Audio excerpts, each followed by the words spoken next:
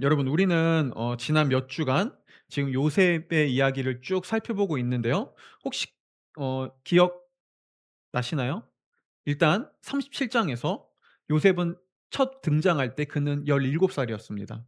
그리고 17 살의 요셉은요 굉장히 철부지였죠. 그는 철없고 자기중심적이고 이기적이고 다른 사람을 배려할 줄 모르는 그런 문제투성이의 인물이었습니다. 그쵸? 그게 첫 이야기 시작점의 요셉이었어요. 근데 우리가 지난주에 살펴봤던 41 장에서 13년 만에 총리가 된 요셉의 모습은 어떻죠? 그는 완전히 변해 있었습니다. 이제 그는 지혜롭고 겸손하며 공의롭고 그 당시 가장 최고 권력이었던 이집트의 총리라는 이 권력과 힘을 가지고 있음에도 불구하고 그것을 막 부리거나 자기 마음대로 사용하는 것이 아니라 오히려 그 힘과 권력을 가지고 다른 사람을 섬길 줄 아는 사람으로 변해 있었죠. 그리고 여기서 우리는 한 가지 사실을 알 수 있습니다. 요셉의 인생 속에서 이해할 수 없었던 13년이라는 때로는 고통과 고난의 순간이요. 사실 요셉을 다듬어가고 그를 바꾸고 있었다는 것을요. 그리고 이게 요셉을 향한 하나님의 뜻이었습니다. 하나님은 사실은 요셉을 구원하고 싶었어요. 그런데 하나님은 요셉만 구원하고 싶었던 건 아니었습니다. 하나님은 요셉뿐만 아니라 요셉의 가족들, 요셉의 형들, 요셉의 아버지인 야곱과 그의 집안 전체를 구원하고 싶었습니다. 그리고 이 문제는 그렇게 단순하지 않았어요. 요셉을 구원하고자 하는 하나님의 뜻이 단순히 그가 높은 자리에 올라 총리가 되는 것에 있지 않았던 것처럼 요셉의 가족을 구원하고 싶었던 하나님의 마음도 단순히 그들이 더 안정적으로 그들이 더 배불리 먹고 그냥 상황과 환경이 나아지는 것에 있지 않았습니다. 요셉을 향한 하나님의 구원이 요셉의 전 인격적 변화와 성숙과 성장에 있었다면 하나님은 마찬가지로 요셉의 가족도 요셉의 형들도 그렇게 구원하기를 원했습니다. 그들의 성품이, 그들의 인격이, 그들의 내면이 변하기를 원했죠. 그리고요. 지금까지 37장에서 41장까지 성경은 요셉의 변화에 초점을 두고 있었어요. 요셉이 어떻게 변해 왔는가? 요셉이 어떻게 성숙한 인간으로 다듬어져 가는가? 자, 그런데 우리는 아직 형들의 이야기는 모릅니다. 자, 이 13년이라는 시간 동안 형들은 과연 변해 있었을까요? 그들은 어떤 사람이었죠? 요셉의 형들은요. 잔혹한 사람들이었죠. 그들은 자신의 질투심 때문에 동생을 죽이려 했던 사람들이었습니다.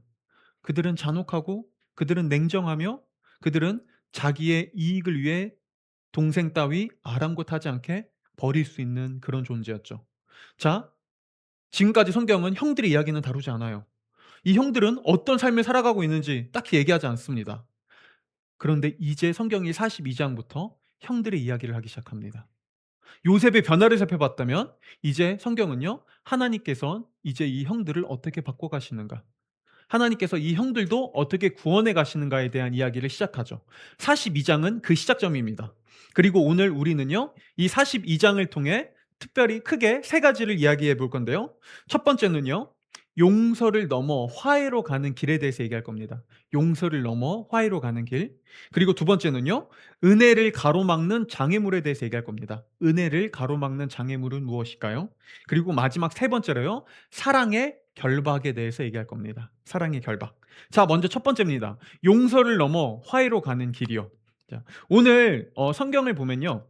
여러분 우리가 시간 관계상 42장을 다 읽진 않았어요. 나중에 집에 가셔서 여러분들이 이 41장의 후반부부터 42장 전체를 한 번 더 읽어보셨으면 좋겠습니다. 그럼 조금 더 오늘 성경을 이해할 수 있을 거예요.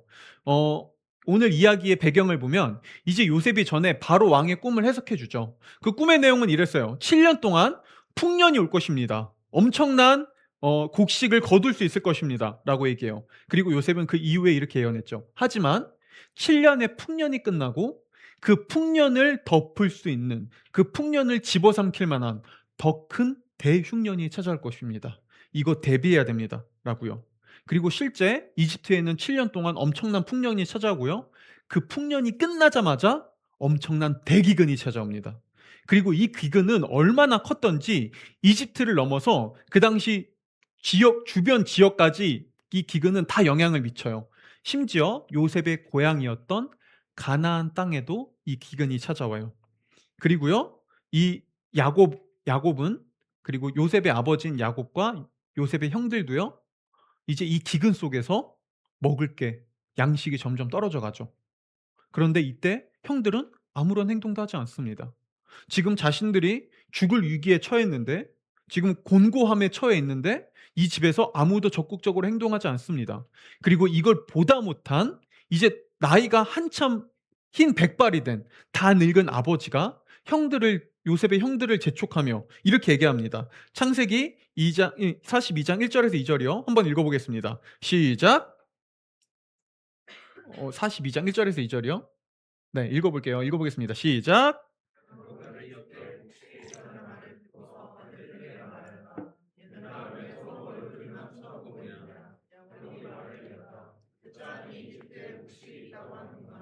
그러니 그리로 가서 곡식을 좀 사오거라. 그래야 먹고 살지 가만히 있다가는 굶어 죽겠다.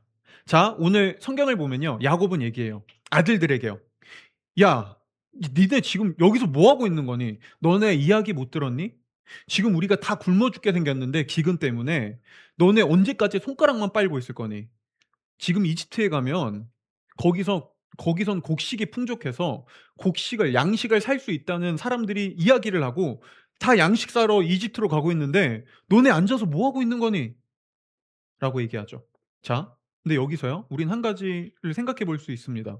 여러분, 요셉의 형들이, 야곱의 아들들이 이집트에 가면 양식을 구할 수 있다는 거 몰랐을까요? 알았겠죠. 아니, 아버지도 알고 있는데, 다 늙은 이 형들이 몰랐겠어요? 이들도 알고 있어요. 근데 이들은요, 이집트로 가지 않으려고 해요. 마치 이집트로 가는 길을 일부러 귀를 닫으려고 합니다. 왜 그렇죠? 여러분, 이집트가 어떤 곳인가요? 과거 13년 전, 이건 이제 20년 전, 20년이 흐르고 난 뒤입니다. 20년 전 자신들이 동생이었던 요셉을 팔아 넘긴 곳이 이집트거든요. 그쵸? 자, 이들에게 이집트를 생각할 때 어떤 생각이 들을까요? 죄책감이 들죠. 거기 내 동생을 팔아 넘긴 곳. 우리 동생을 죽이려고 했다가 노예로 넘긴 곳. 이집트요. 이들은요, 이집트를 생각하면 자꾸 잊고 싶었던 과거가 떠올랐습니다. 기억하기 싫었어요. 그래서 이들은 자꾸 이집트를 망각하려고 합니다. 거기로 가지 않으려고 합니다. 그쵸? 하지만 결국엔 아버지의 성화에 못 이기고 먹을 게 떨어지니까 어떡하겠어요. 결국엔 이들도 버티지 못하고 이집트로 갑니다. 그리고 이집트로 가서 요셉이 그 당시에 이 곡식을 관장하고 있었거든요. 이제 곡식을 사러 가서 이집트의 총리였던 요셉을 만납니다. 그리고 형들은 요셉을 못 알아보죠. 당연하죠. 20년이 흘렀고 이미 요셉은 외형도 많이 바뀌었을 거예요. 이미 이집트의 총리의 행색을 하고 있잖아요. 어떻게 그걸 알아보겠어요. 그리고 그 당시에 이집트 사람들은 오늘날로 치면 화장 비슷한 걸 했거든요. 아이라인도 길게 그리고. 요셉도 이집트 사람답게 그런 어느 정도 꾸몄을 겁니다, 자신을. 그리고 무엇보다 상상이나 했겠어요? 20년 전에 자신들이 팔아넘겼던, 죽은 줄만 알았던 동생이 이집트의 총리가 되어 있을 거라고 누가 상상을 합니까? 형들은 못 알아봐요. 근데요, 요셉은 보자마자 한눈에 알아봅니다. 그쵸?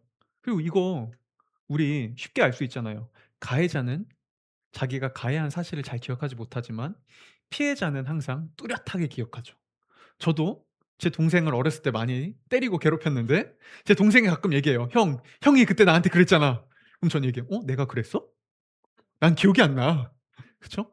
혀 오늘날에도 쉽게 일어나는 일이죠. 네. 동생분 미안합니다. 자, 여러분 보세요. 요셉은요, 형들을 한눈에 알아봤어요. 그리고 지금 요셉은 이제 그 누구보다 가장 큰 힘과 권력을 가지고 있습니다. 가장 높은 자리에 올라가 있어요. 어떤 일이 일어날까요? 보통 우리가 생각하는 일은 이런 거죠. 첫 번째, 보복하는 거예요. "야, 형들 지금 나 누군지 몰라? 나 못 알아보겠어? 나 요셉이야. 지금 곡식을 구하러 왔다고? 뻔뻔하게? 20년 전에 나한테 어떤 짓을 했는데." "아니, 난 당신들 내버려 두지 않을 거야." 라고 피해 복수를 하겠죠. 그쵸? 아니면은 두 번째는요. 이런 일이 있을 겁니다. 용서죠. 근데 용서도 사실 완벽한 용서는 아니고 흔히 일어나는 용서는 이 정도일 거예요. "형들, 나 누구게? 나 요셉이야. 놀랐지? 내가 너네 때문에 얼마나 고생해서 여기 올라왔는 줄 알아? 근데 내가 이제 총리쯤 됐는데 됐어. 20년 전 일이고 뭘 그거 기억하겠어.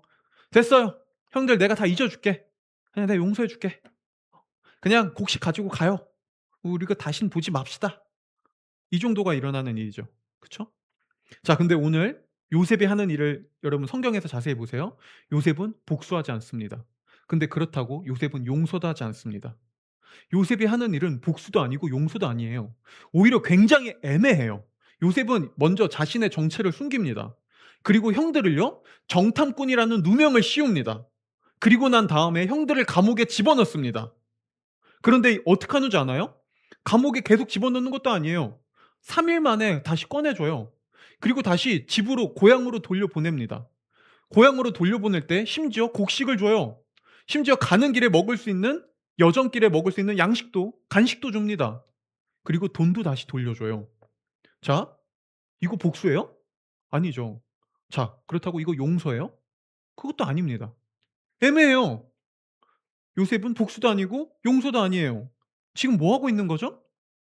사실 요셉이 진짜로 원하는 건 따로 있었어요. 요셉은요, 복수를 원한 게 아닙니다.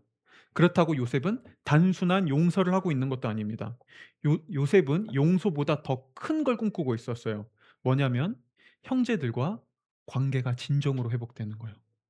형제들과 단순히 한 사람이 일방적으로 용서하는 것이 아니라 진정으로 관계가 다시 회복되고 두 사람이 완전한 화해를 이루는 거예요. 왜냐하면 여러분, 진정한 용서는 한 사람의 일방적 용서로 이루어지지 않거든요. 많은 사람들이 기독교에서 얘기하는 용서를 그 정도로 생각하는 것 같아요. 그냥 한 사람이 일방적으로 용서하는 거죠. 네, 그것도 용서긴 용서입니다. 근데 그건 완전한 용서는 아닙니다. 그런데요, 우리가 일방적으로 용서하는 것을 통해서도 어느 정도 자유함을 누립니다. 그런데 여러분, 한 사람이 일방적으로 누군가를 용서하는 것을 가지고 우리는 관계의 회복이라고 얘기하진 않습니다. 그걸 화해라고 얘기하진 않아요. 진정한 용서는요, 쌍방의 용서를 비는 것과 그리고 그 안에서 내가 진정으로 그 사람이 뉘우칠 때 용서해 주는 것. 이 두 가지가 필요합니다. 예를 들면요. 만약에 뼈가 부러졌다고 해 보자고요. 저도 작년 초에 이제 이 손가락 뼈가 부러졌었잖아요. 근데 손가락 뼈가 이렇게 반토막이 났단 말이죠. 그때 그냥 이렇게 밴드 붙이면 붕대 감으면 손가락이 낫나요? 안 낫습니다. 붕대 감는 걸로 손가락 낫지 않아요. 손가락이 부러진 손가락이 낫기 위해서 뭐가 필요한지 아나요? 그때 저도 쇠를 이 철을 박아서요, 부러진 뼈와 뼈를 잇고요. 그다음에 그 뼈와 뼈가 붙을 때까지 시간을 보내야만 했죠. 그리고 그건 훨씬 더 고통스러운 일이에요. 훨씬 더 오랜 시간이 필요합니다. 여러분, 한 사람이 일방적으로 하는 용서는 붕대 감는 거예요. 근데 그걸로 뼈는 붙지 않아요. 회복되려면 더 때로는 더 큰 고통이 필요합니다. 더 큰 아픔에 직면해야 됩니다.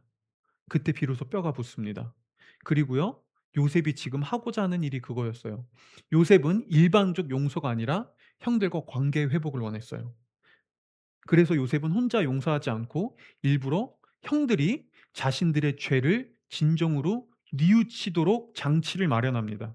이걸 잘 보여주는 게 뭐냐면요, 오늘 성경에 보면 요셉은 과거 형들이 자신에게 했던 잘못을 자꾸 떠오르게 할 수 있는 그런 행동들을 자꾸 형들에게 해줘요. 예를 들면요, 9절에서 요셉은 형들을 향해서 이렇게 얘기합니다.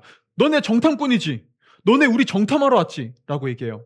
여러분, 이게 과거에 누가 했던 일이냐면 형들이 요셉이 자신을 아버지의 명령을 따라 아버지의 가축을 저기 먼 곳에서 치고 있을 때 요셉이 형들을 찾아오잖아요. 그때 형들이 요셉에게 한 말이 그거였어요. "야, 너 또 우리 정탐하러 왔지?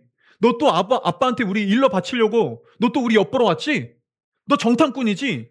이거 형들이 했던 말이라고요. 요셉 일부러 형들한테 그 얘기를 해 줍니다. 그리고요, 요셉은 형들을 지하 감옥에 가두죠. 이거 뭘 떠올리게 할까요? 과거 형들은 요셉을 지하 구덩이에 가뒀습니다. 그렇죠? 그리고 요셉은요, 오늘 형들에게 이렇게 얘기합니다. 너네 중에 한 명 여기 인질로 남겨. 이집트에 인질로 남아라고요. 뭘 떠올리게 할까요? 과거 형들이 요셉을 인질처럼 이집트의 노예로 팔아버렸죠. 보이세요? 지금 요셉은요, 형들을 그냥 괴롭히고 있는 게 아니었습니다. 요셉은 오히려 형들이 잊고 있었을, 막 그들이 심각한 죄로 깨닫지 못하고 있었을 그 과거의 죄, 자신들에게 했던 잘못을 그들이 더 절실하게, 그게 얼마나 큰 아픔이고 그게 얼마나 심각한 문제이며 그게 얼마나 고통스러운 일인지를 형들이 깨닫기를 원했어요. 그리고 형들은요, 점점 그것을 깨달아 갑니다. 왜냐하면 한 가지가 아니거든요. 자꾸 요셉이 하는 행동들을 보니까 과거의 자신들이 동생에게 했던 행동이 떠오르거든요. 그러면서 그들은 과거의 죄를 더 직면하기 시작합니다. 그러면서 이렇게 얘기하죠. 42장 21절에서 그들은 그 죄를 떠올리며 이렇게 얘기해요. 다 같이 읽어보겠습니다. 시작.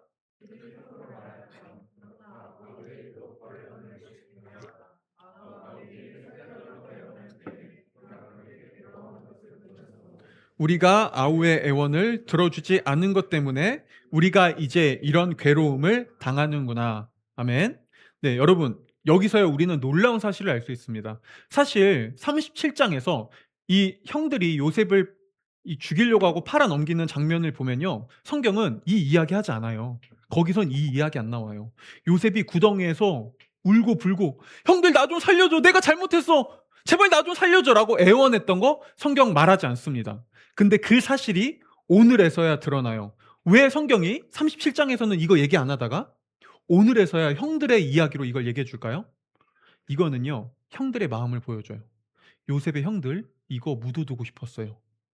과거 동생이 자신한테 살려달라고 울고 울부짖으며 애원했던 그거를 형들은 덮어버리고 싶었습니다. 떠올리고 싶지 않았어요. 그런데 오늘 자신들이 동생에게 했던 그 잘못을, 그 행동을 본인들이 거의 비슷하게 답습하는 것을 통해서 이들은요, 덮어두고 있었던, 잊고 싶었던, 기억하고 싶지 않았던 그때 그 죄가 수면 위로 드러나기 시작합니다. 그리고 그게요, 그들의 양심을 강타합니다. 그들의 내면을 고통스럽게 하기 시작합니다. 뭐죠? 그들은요, 20년 만에 자신들이 과거에 했던 이 행동이 얼마나 잘못되고 이게 얼마나 옳지 않은 일인지를 직면하기 시작했던 것이죠. 이걸 더 잘 보여주는 단어가 있는데요. 오늘 형들이 21절에서 보면 이렇게 얘기해요. 우리가 동생에게 벌을 저질렀다라고 할 때 이 벌이라는 단어는요, 히브리어로 아쉐밈이라는 단어인데, 이 단어는 단순히 사람과 사람 사이에 잘못한 행동을 넘어서 이거는 하나님 앞에서도 잘못된, 이건 더 크고 심각한 죄다라는 죄의 깊이와 심각성을 이야기하는 단어예요. 그러니까 형들은요, 자신들의 죄가 얼마나 심각했는지 이제서야 더 깊게 깨닫기 시작했다고요. 그리고 오늘 성경은 얘기하죠. 형들은 드디어 처음으로 회개하기 시작했어요. 많은 사람들이요, 성경이 말하는 회개를 오해합니다. 그래서 회개를 이 정도로 생각해요. 아, 내가 그때 그거 잘못했어. 아, 맞아. 그 내가 잘못된 행동이었어. 아, 그때 우리가 그렇게 하면 안 됐지. 이거를 회개라고 생각해요. 아니요. 여러분, 그건 결과가 안 좋으니까 아쉬워하는 거죠. 그건 회개 아니에요. 내가 그때 그렇게 행동했는데 결과가 안 좋네? 열매가 내가 원했던 열매가 아니네? 아, 왜 그랬지? 이거 회개 아니라고요. 그건 후회입니다. 회개는 뭐냐면요, 이겁니다. 싱클레이 퍼거슨이라는 이 굉장히 뛰어난 신약학자가 있거든요. 그가 회개를 두고 이렇게 표현했습니다. 회개는 우리의 과거를 송두리째 다르게 바라보기 시작하는 것이다 라고요. 자, 제가 이거를 조금 더 쉽게 설명드릴게요. 회개는요, 우리가 이전에 생각했던 내 행동들을 새로운 관점과 새로운 눈으로 해석하기 시작하는 거예요. 이게 회개입니다. 자, 여러분, 형들은요, 지금까지 과거 요셉을 죽이려고 했고 팔아 넘겼던 걸 어떻게 해석했을까요? 그들은요, 이렇게 해석했습니다. 야, 우리가 좀 심하긴 했지. 근데 야, 솔직히 그거 우리 잘못이냐? 원인 제공은 요셉이야. 야, 요셉 그 새끼가 우리한테 한 것들을 봐. 그놈 자식 그거 우리한테 한 거 보라고. 걔 그래도 싸. 아니, 지가 처음부터 그렇게 안 했어 봐. 우리를 존중해 줬어 봐. 우리한테 시시콜콜 매 우리가 하는 일거수일투족 아빠한테 이러지만 않았어도, 아니 우리랑 좀 적당히 관계를 잘 맺었어도, 그랬어도 우리도 그렇게까지는 안 했지. 결국엔 요셉이 원인 제공자야. 이렇게 생각했죠. 아니면 이렇게 생각했겠죠. "야 결국엔 이게 우리 아빠 때문이야. 아빠가 요셉만 편애하니까. 그니까 애가 그렇게 싸가지 없게 컸지. 야 우리도 어쩔 수 없었어. 이게 우리 잘못이냐? 결국엔 아빠가 원인 제공자야." 그쵸? 이들은 뭐 하고 있었죠? 그들은요 20년 동안 자신들의 잘못을 이렇게 해석해 왔습니다. 자기 합리화하면서 살아왔죠. 그런데 이들은 20년 만에 처음으로 자신들의 행동을 새롭게 해석하기 시작합니다. 이렇게요. "우리가 범죄했어. 이거는 원인이 무엇든 그것과 상관없이 이건 해설 안 된 행동이었어. 이건 분명한 잘못과 이건 엄청 심각한 죄였어."라고요. 그쵸? 여러분 왜 오늘날에도 우리에게 이렇게 화해가 용서가 왜 이렇게 어려울까요? 여러분 놀라운 사실은요. 우리가 어릴 때 여러분 어린이집이랑 유치원 다닐 때 가장 먼저 배우는 게 뭔 줄 알아요? 용서하는 거예요. 그때 우리 친구들이랑 싸우잖아요. 친구들이랑 다툽니다. 그럼 선생님이 아이 2명 이렇게 데려다 놓고 얘기합니다. "자 친구한테 미안하다고 해. 사과해. 화해해야지." 우리 가장 먼저 인간관계에서 화해와 용서를 배웁니다. 어릴 때 잘 돼요. 근데 성인 되면요. 그게 제일 안 됩니다. 제일 어렵습니다. 왜 그럴까요? 그 이유는 대부분 요셉의 형들과 같은 자기 합리화 때문이에요.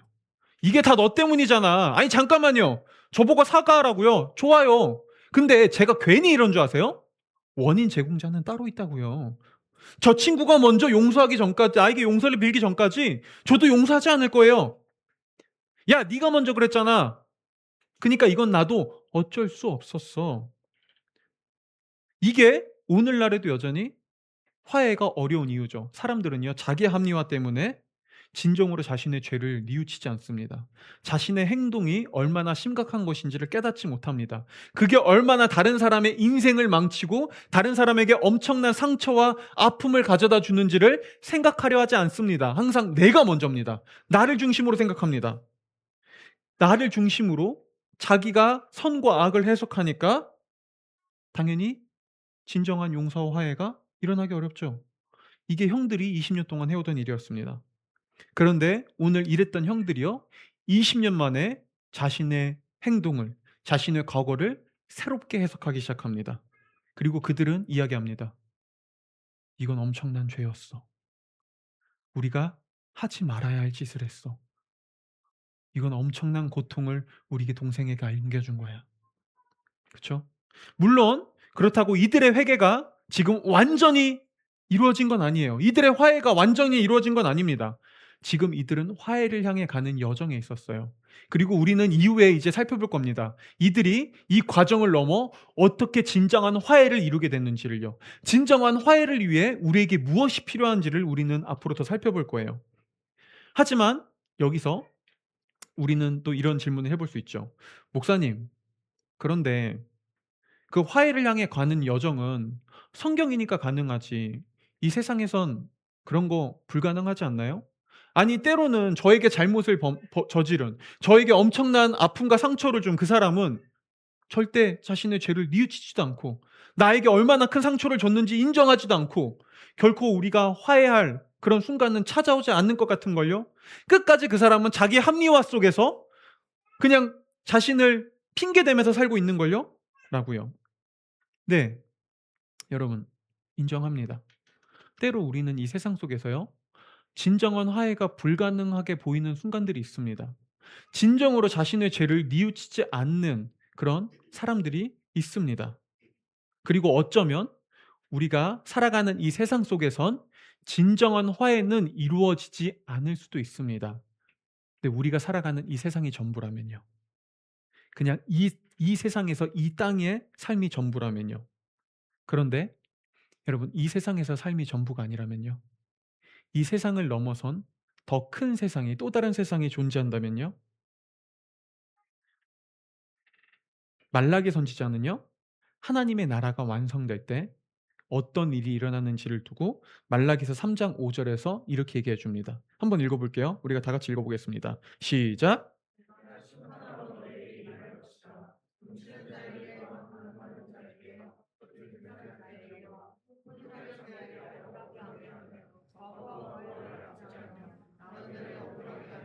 나를 경외하지 아니하는 자들에게 속히 증언하리라. 만군의 여호와가 말하였느니라. 보세요. 오늘 놀랍게도요. 말라기 선지자는 하나님의 나라가 완성될 때 참된 화해와 그리고 참된 관계 회복이 일어날 거라고 얘기합니다. 여러분, 하나님 나라 앞에서 하나님의 나라가 완성될 때 우리는 그분의 심판대 앞에 설 것입니다. 그리고 우리는요. 그때 비로소 진짜 내가 잘못했던 그 죄가 얼마나 심각하고 그게 얼마나 다른 사람에게 큰 고통과 아픔을 안겨주는 일인지를 깨닫게 되겠죠. 그리고 하나님은 그때 우리에게 상처를 줬던 사람들을 우리 앞으로 끌고 와 진정으로 우리에게 용서를 빌게 할 겁니다. 진정으로 자신의 가슴을 치며 우리에게 자신의 죄를 자복하게 하겠죠. 우리는 진정으로 사과받을 날이, 진정으로 용서를 빌고 용서를 받을 수 있는 날이 성경은 온다고 얘기합니다. 그쵸? 그리고 그때 우리는 비로소 완전한 화해가 무엇인지를 경험할 수 있게 될 겁니다. 오늘 요셉의 이야기도 그렇습니다. 여러분, 요셉은요, 형들과 화해하기까지 20년이 넘는 시간이 걸립니다. 그런데 사실 이 시간은 그냥 흘러가는 시간이 아니었습니다. 하나님은 그 시간 속에서 그들의 관계 회복을 위해 그들을 화해의 여정으로 이끌어가고 있었죠. 그리고 성경은 이야기해요. 지금도 여전히 마찬가지라고요. 지금도 우리에게 전혀 화해하지 않을 것 같은 참된 관계 회복이 일어나지 않을 것 같지만 하나님은 결국엔 우리를 그 과정 가운데로 이끌어 가신다고요. 우리는 진정으로 용서를 받고 진정으로 용서를 빌 날이 올 것입니다. 이게 용서를 넘어 화해로 가는 길입니다. 두 번째로요. 우리가 살펴볼 주제는 은혜를 막는 장애물인데요. 오늘 요셉은요. 겉으로 볼 때 굉장히 엄격해 보여요. 그는 굉장히 무서워 보입니다. 그런데 그가 하고 있는 언어들을 보세요. 막 형들을 꾸짖습니다. 감옥에 가 있어. 너네 정탐꾼이지. 분노합니다. 근데 뒤로 그가 한 행동들을 봐요. 굉장히 자비로워요. 요셉은요. 형들을 처음에 이렇게 얘기합니다. 너네 당신들 다 감옥에 가 있으세요. 그리고 당신들이 정말 정탐꾼이 아니라면 당신들 중에서 한 명만 고향으로 가서 당신들이 얘기했던 그 막내 동생 데려와 보십시오. 그러면 당신들의 이야기가 진실인지 밝혀지지 않겠나요? 그러니 한 명만 가세요라고 얘기해요. 그런데 요셉은 정작 형들을 9명이나 보내줍니다.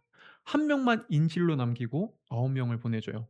그것도 9명의 자루에 곡식을 꽉꽉 채워줍니다. 그뿐만 아니라 곡식에 그들이 가져왔던 돈도 다시 돌려줍니다. 그것뿐인가요? 그들이 가는 길에 먹을 수 있는 간식과 양식 따로 챙겨줍니다. 보이세요? 요셉은 언어로는 매섭고 무서웠지만 행동은 자비로웠어요. 행동은 그들에게 은혜를 베풀고 있었어요.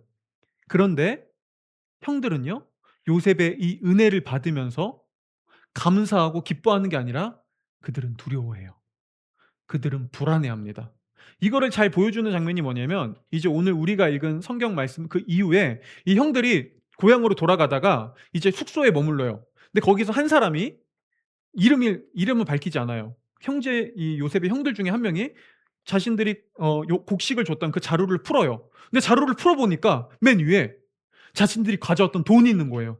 아니 자기들은 돈으로 양식 사려고 이 거래하려고 왔는데 곡식이 있어. 그럼 돈이 없어야 되는데 돈도 그대로 있어요. 자, 형들. "오 야 뭐야. 야 우리 이런 은혜 받았네. 야 개꿀. 우리 이득이야."라고 얘기하는 게 아니라 형들은 이렇게 얘기합니다. "이거 뭐야? 왜 이런 일이 일어났어? 이거 혹시 우리가 이 돈 훔쳤다고 오해받는 거 아니야? 우리 더 큰 사단 나는 거 아니야?" 라고요. 근데 형들이 여기서 그렇게 끝나는 것이 아니라 형들은 이렇게 얘기합니다. "하나님이 우리에게 지금 벌을 내리고 있어."라고요. "하나님이 우리한테 벌을 내리고 있어." 왜 그들이 그렇게까지 생각했을까요? 이유는 형들 자루에 있던 돈이 은화였거든요. 은화? 이거 히브리어로 케세프예요. 그 은화 단위가 케세프라는 화폐 단위였어요. 근데 이 케세프가 어떤 화폐냐면 과거 형들이 요셉 노예로 팔고 받았던 화폐 단위가 케세프였습니다. 형들은 자신들이 요셉을 팔았던 그 화폐가 자신들의 자루에 있는 걸 보면서 이렇게 생각하는 거예요. 하나님이 우리가 동생을 팔았던 동생을 죽이려 했던 그 벌을 우리에게 내리고 계시는구나라고요. 자, 그런데 요셉은 형들을 심판하려고 그런 게 아니었어요. 요셉은 진짜 형들을 배려하고 있었습니다. 형들에게 자비를 베풀고 있었어요. 은혜를 베풀고 있었다고요. 근데 형들은요, 그 은혜를 은혜로 받아들이지 못합니다. 오히려 은혜를 받았는데 두려워합니다. 왜요? 과거 자신들의 죄 때문에요. 그 죄책감 때문에요. 자, 오늘 성경은요, 이걸 가지고 단순히 지금 형들이 심리가 불안했다, 그들의 심리 상태가 불안정했다라고 말하지 않습니다. 성경은 그것보다 훨씬 더 근본적인 이야기를 해주고 있는 거예요. 바로 이 이야기요. 오늘 형들의 모습을 통해 성경은 죄가 우리에게 가져다 주는 실존이 무엇인지를 얘기해 줍니다. 하나님을 떠나 죄인이 된 인간이 어떤 실존적 문제에 닥치게 됐는지를 얘기해 줍니다. 여러분, 성경이 말하는 죄는요, 흔히 우리가 알고 있는 것처럼, 생각하는 것처럼 어떤 특별한 저주나 막 갑자기 우리가 무슨 뭐 개구리가 되거나 아니면 하나님이 우리한테 천벌을 내리는 그런 죄가 아닙니다. 성경이 말하는 죄는 굉장히 실제적이에요. 굉장히 우리 인간의 실존에 대한 이야기를 보여줘요. 그걸 잘 보여주는 것 중에 하나가 뭐냐면요, 여러분, 창세기에 보면 인류의 조상이었던 아담과 하와가 죄를 짓고 처음으로 깨닫는 감정이 뭔지 아나요? 바로 수치심이었어요. 그리고 죄책감과 수치심은 다른 감정입니다. 죄책감은요, 이런 거예요. '아, 내가 그거 잘못했다. 아, 이거 내가 잘못 행동했네.' 이게 죄책감이라면, 수치심은 이겁니다. '난 잘못된 존재야. 난 왜 이거밖에 안 돼? 왜 난 이 모양 이 꼴이야?' 이게 수치심이죠. 자, 여러분, 이런 생각 한 번도 해본 적 없으세요, 정말로? 나에 대한 수치심 한 번도 가져 본 적이 없으신가요? 나를 향해 여러분, 이런 수치심 가져 본 적 있지 않으신가요? '난 왜 이래? 난 왜 이렇게 문제투성이지? 왜 난 이거밖에 안 돼?' 사람들이 내 진짜 모습을 알면 결국에 나에게 실망하고 다 날 떠나게 될 거야. 이게 수치심이죠. 그리고 이 수치심은 우리로 하여금요, 나 자신을 자꾸 과대 포장하게 합니다. 나 자신을 자꾸 과장하게 만들어요. 오늘 요셉 형들의 모습이 딱 그랬어요. 오늘 11 절을 보면요, 자신들을 정탐꾼으로 모는 이 요셉에게 형들은 개역 개정을 보면 이렇게 얘기해요. "우리는 정직한 사람들입니다."라고요. 이거 해번역은 "순진한 사람들이다."라고 번역했거든요. 근데 개역 개정에 보면 "정직한 사람들이다."라고 했어요. 근데 뭐가 됐든 여러분, 오늘 성경 우리가 형들의 이야기도 좀 살펴봤잖아요. 요셉의 형들이 진짜 순진하고 정직한 사람이에요? 아니, 순진하고 정직한 사람들이 자신들의 동생을 죽이려고 해요? 질투심 때문에? 그리고 정직한 사람들이 자신들이 동생을 죽이려고 했다는 걸 20년 넘게 자신의 가족들에게 숨기고 살아오나요? 이게 뭐가 정직한 사람들이에요. 그들은 자신들이 정직하지 않다는 것 알고 있습니다. 그런데요, 오늘 요셉이 "너네 정탐꾼이지?" 라고 하니까 오히려 그들은 화들짝 놀라며 자신들을 더 과장하며 이렇게 얘기해요. "아니요, 아니요, 아니요, 아니요. 우리 정직한 사람들이에요. 우리 진실한 사람들입니다. 우리 거짓말 칠 줄 모릅니다." 여러분, 근데 이거 우리가 하는 행동 아니냐고요. 왜 여러분들, 왜 다른 사람들에게 더 인정받고 칭찬받으려고 얘기하죠? 왜 우리 때로는 다른 사람이 우리의 잘못된 행동을 지적할 때 "아, 맞아. 내가 그랬어? 아, 맞아, 맞아. 미안해. 아, 내가 너를 속상하게 했구나. 아, 맞아. 내가 그런 잘못이 있지."라고 하기보다 왜 그때 우리 오히려 분노하면서 이렇게 얘기하죠? "야, 내가 뭘. 야, 나 정도면 야, 네 잘못이지. 내가 그런 데는 이유가 있어." 왜 때로는 우리 나를 더 감추기 위해 "저기요. 제가 어떤 사람인 줄 아나요? 저 이런 사람이에요. 아니, 저 이렇게 착하고 저 이렇게 순진하고 아니, 저 정말 거짓말 따위 모르는 사람이라고요. 전 이것보다 더 나은 대우를 받을 자격이 있다고요." 라고 왜 자꾸 더 자신을 과장하죠? 놀랍게도 성경은 그 이유가 우리 내면에 우리도 모르는 죄로부터 주어진 수치심이 있기 때문이라고 얘기합니다. 우리는 그 수치심을 감추기 위해 자신을 과대 포장하고요, 자신을 과장합니다. 하지만 우리는 내면 한편으로는 알죠. 내가 어딘가 부족하고 내가 어딘가 연약하고 내가 어딘가 완벽하지 않은 문제를 가지고 있는 존재라는 것을요. 그렇죠? 그리고요, 이 수치심은 필연적으로 우리를 불안하게 해 줍니다. 왜 그럴까요? 당연하죠. 나의 민낯을 들키기 싫으니깐요. 이거 들키면 안 되니깐요. 그리고 때로는 이 두려움은요, 우리로 하여금 상처받기 싫어서 다른 사람의 호의를, 친절을 온전히 받아들이지 못하게 합니다. 때로는 누군가가 우리한테 친절을 베풀어요. 호의를 베풉니다. 그때 이렇게 생각하는 거죠. '뭐야, 뭔가 꿍꿍이가 있는 거 아니야? 왜 나한테 잘해 줘? 야, 또 이유 있는 거 아니야?' 아니면 이렇게 생각하죠. '나한테 지금 잘해 줘도 저 사람도 언제 나를 떠날지 몰라. 너도 결국엔 나를 떠나고 나에게 실망하고 나를 나를 속상하게 했던 사람들처럼 너도 결국엔 그러겠지. 난 이제 사람 따위 믿지 않아.' 여러분, 이런 말 한 번쯤 해 보거나 경험해 본 적 있지 않냐고요. 어 우리 교회 중에서 이제 지난주에 가족이 된 정훈 형제와 예은 자매는 이제 유기견을 입양해서 키운대요. 네. 이름이 도토리예요. 근데 여러분, 유기견을 입양해서 키운 사람들이 거의 공통적으로 경험하는 게 있습니다. 뭔 줄 아나요? 나는 유기견을 데리고 왔어요. 그래서 이제 그 유기견을 사랑으로 보호하고 돌봐주려고 합니다. 근데 과거의 상처와 아픔을 경험했던 유기견은요, 스스로를 이렇게 생각하죠. '나는 사랑받을 자격이 없어. 나는 이미 버림받았어.'라는 이 상처 때문에요, 주인의 사랑의 손길을 자꾸 거부합니다. 좋은 음식을 줘도 자꾸 그거를 쉽게 믿지 못합니다. 때로는 주인이 사랑의 손으로 나를 쓰다듬으려고 할 때 오히려 벌벌벌 떨면서 때로는 물기도 합니다. 그쵸? 왜요? 과거의 상처가 자꾸 의심하게 만들거든요. 다른 사람의 호의를 받아들이지 못하게 하거든요. 그런데 놀랍게도 많은 사람들이 하나님을 이렇게 대합니다.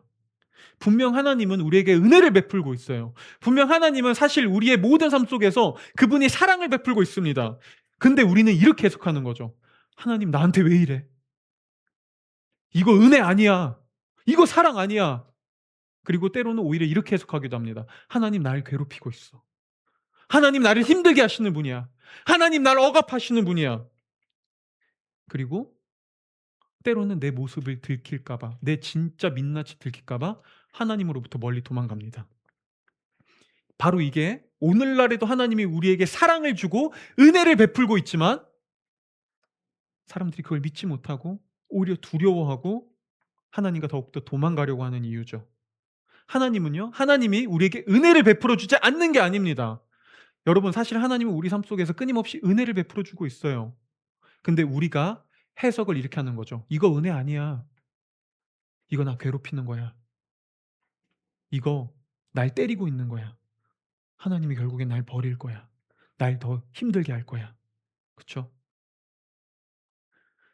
여러분, 바로 이 내 방식대로 하나님의 은혜를 해석하는 이 죄로 인해서 이 죄의식이 우리로 하여금 하나님의 은혜를 받아들이지 못하게 합니다. 은혜를 은혜로 누리지 못하게 합니다. 이게 지금 형들에게 일어나고 있는 일이었어요. 자, 우리가 살펴볼 마지막 세 번째입니다. 그렇다면 형들은 어떻게 이 과정을 앞으로 이겨나갈 수 있을까요? 우리는 앞으로 이 과정을 살펴볼 테지만요, 오늘 특별히 한 가지만 마지막으로 보려고 합니다. 오늘 21 절을 우리가 다시 한번 읽어 볼게요. 21절, 형들은 앞서 말했듯 이렇게 얘기합니다. 한번 읽어 보겠습니다. 시작.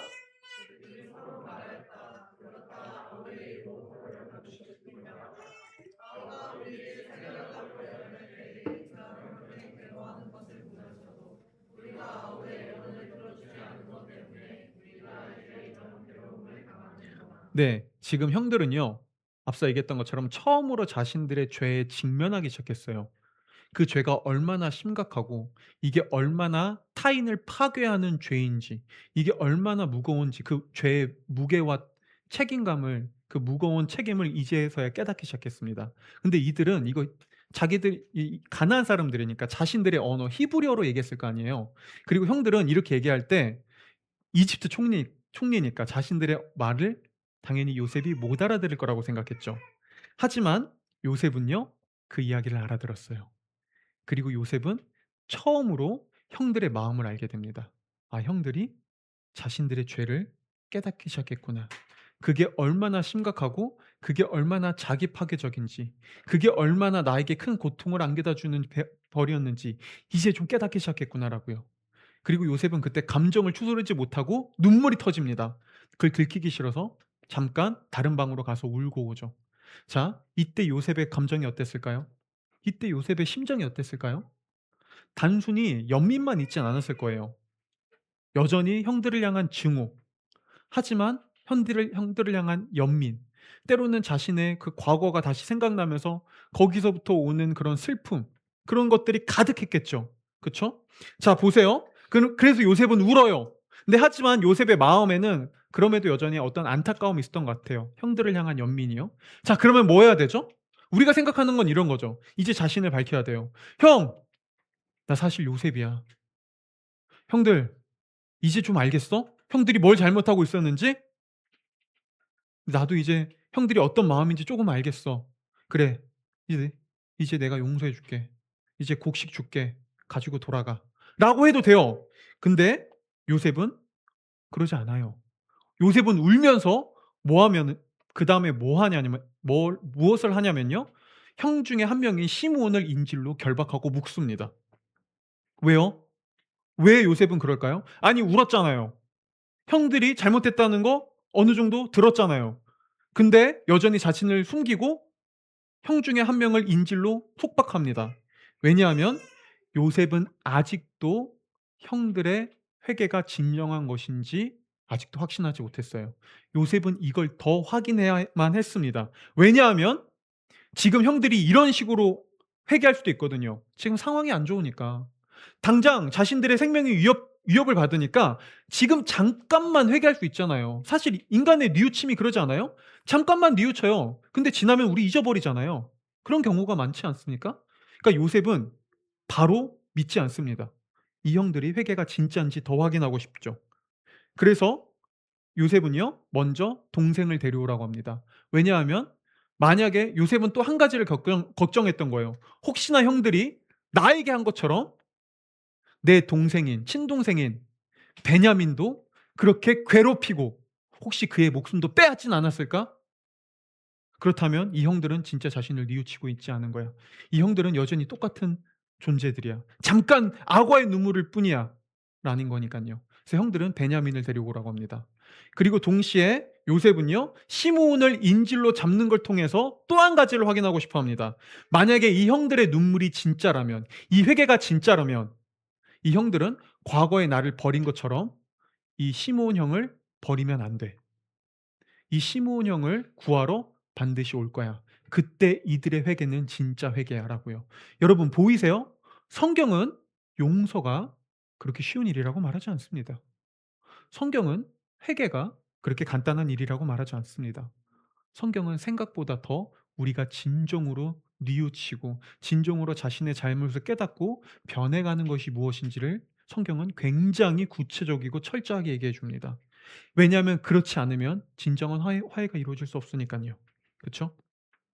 그리고요. 그래서 요셉은 울지만 여전히 겉으로는 냉담하게 형제 중에 한 명인 시므온을 결박합니다. 하지만 그 내면의 요셉의 동기는 복수가 아니었어요. 그 동기는 사랑이었습니다. 요셉은 그 인지를 통해 형들이 다시 자신 앞으로 돌아오길 바랬습니다. 형들, 제발 다시 돌아와 줘. 제발 다시 형들이 변했다는 걸 나에게 보여줘. 그래서 난 형들과 진정 화해하길 원해. 라고 그는 원했어요. 요셉은 형들을 포기하지 않았습니다.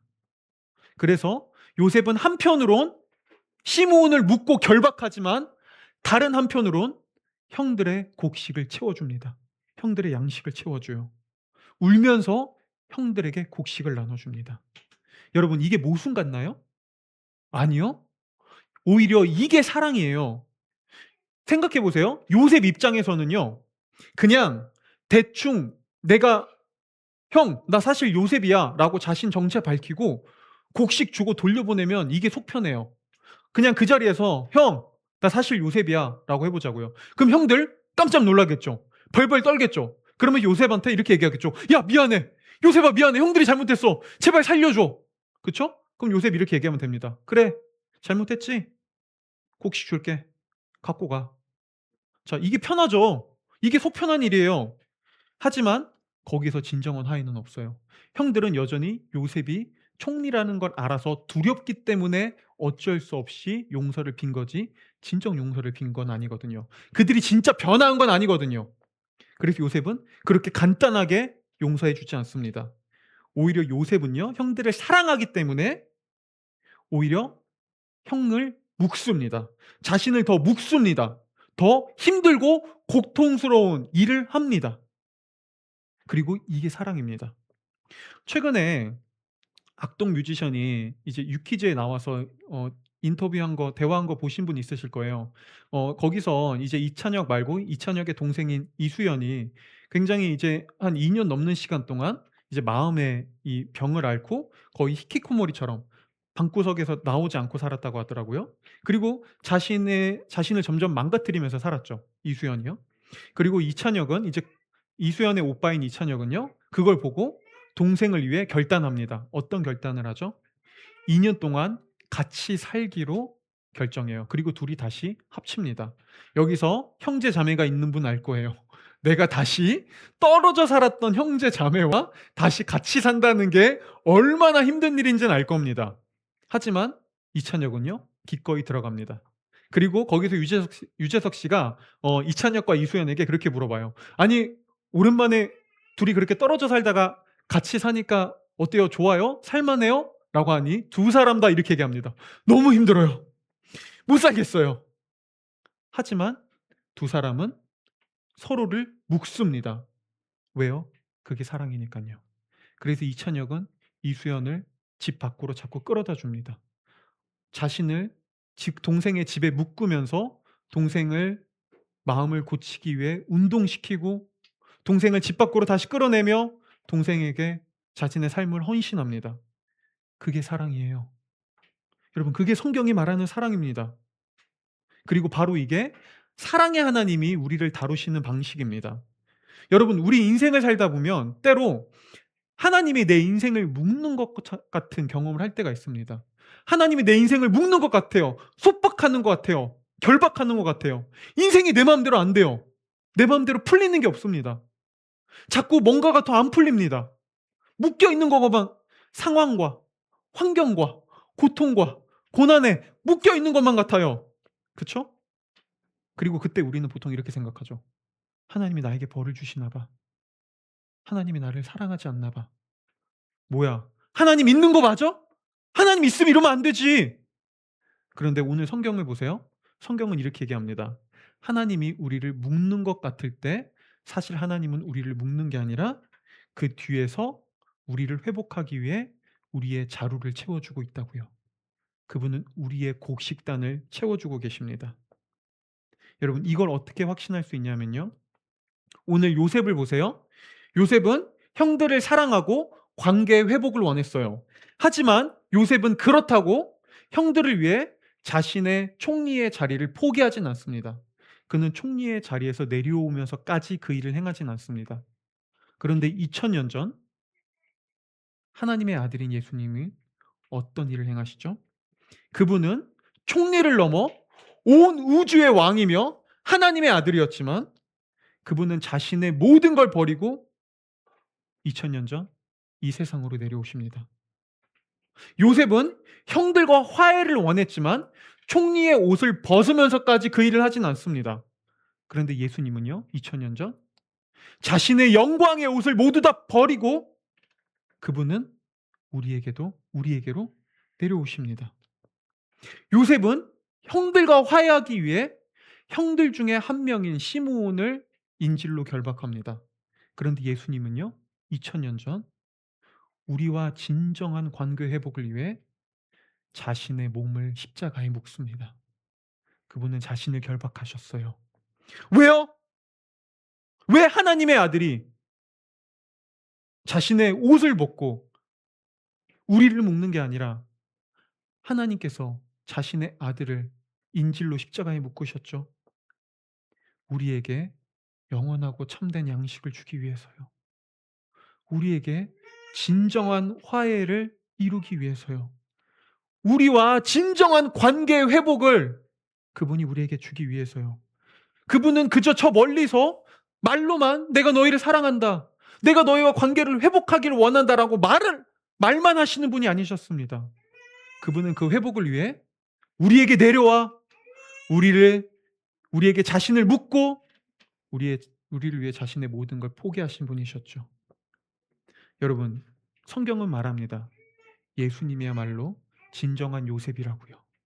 우리에겐 요셉보다 더 큰 요셉이 있다고요. 그분이 예수 그리스도십니다. 여러분, 과연 우리를 위해 자신의 아들을 십자가에 속박하고 버리신 하나님이 우리를 버리시는 걸까요? 우리를 포기하신 걸까요?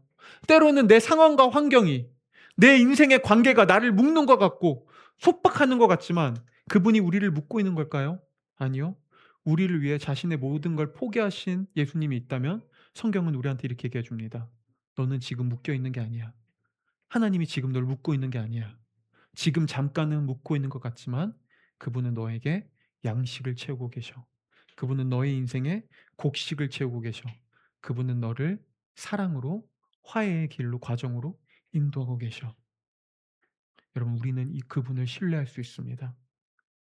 여러분, 우리 그분을 더 신뢰합시다. 그리고 우리를 위해 기꺼이 모든 걸 포기하신 참된 요셉이신 예수께로 돌아갑시다. 기도하겠습니다.